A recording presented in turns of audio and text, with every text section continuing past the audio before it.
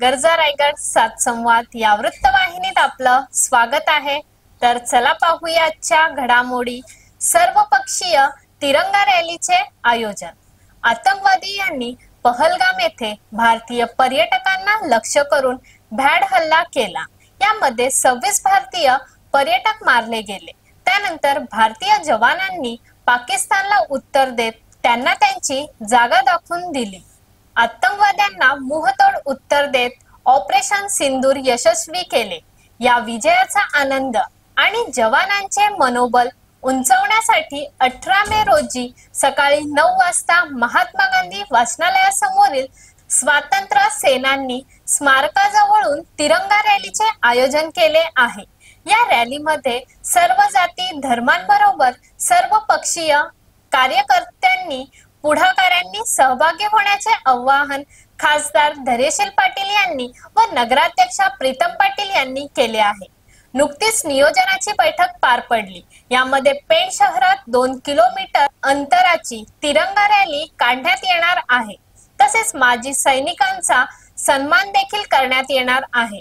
या रॅलीमध्ये वेगवेगळ्या संघटना भाग घेणार असून महाविद्यालयीन युवक युवती सुद्धा सहभाग घेणार आहेत, अशी माहिती माजी सरपंच बळवली संजय डंगर यांनी दिली। माता की जय। वंदे।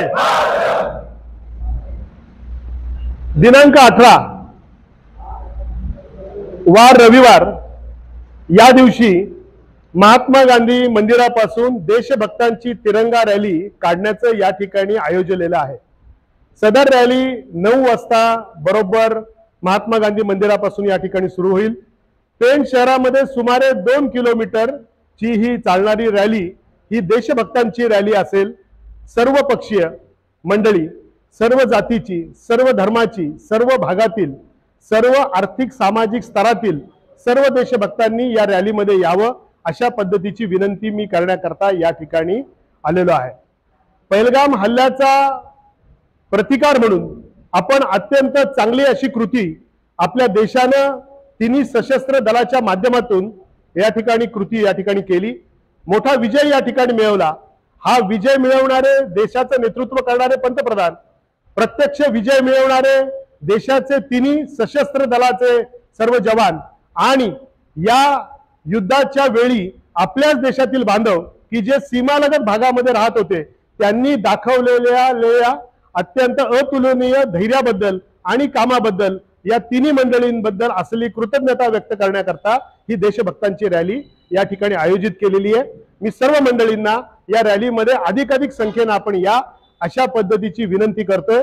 हातामध्ये तिरंगा झेंडा घेऊन आपले असलेले सर्व मतभेद ज्या पद्धतीने विसरून आपण युद्धाच्या काळामध्ये ज्या पद्धतीने आपण साथ दिली तीच साथ तीच भावना आपण पेणच्या या शहरामध्ये दाखवणं अत्यंत गरजेचं आहे। सर्व देशभक्त, सर्वसामान्य माणसं असणारे माजी सैनिक, विद्यार्थी या सर्व मंडळींनी, स्त्री पुरुष सर्वांनी यामध्ये सहभागी व्हावं अशी या ठिकाणी मी विनंती करतो, आवाहन करतो। तर अशाच अनेक ताज्या घडामोडी पाहण्यासाठी गरजा रायगड सात संवाद या वृत्तवाहिनीला सबस्क्राइब करून बेल आयकॉन वरती क्लिक करा। धन्यवाद।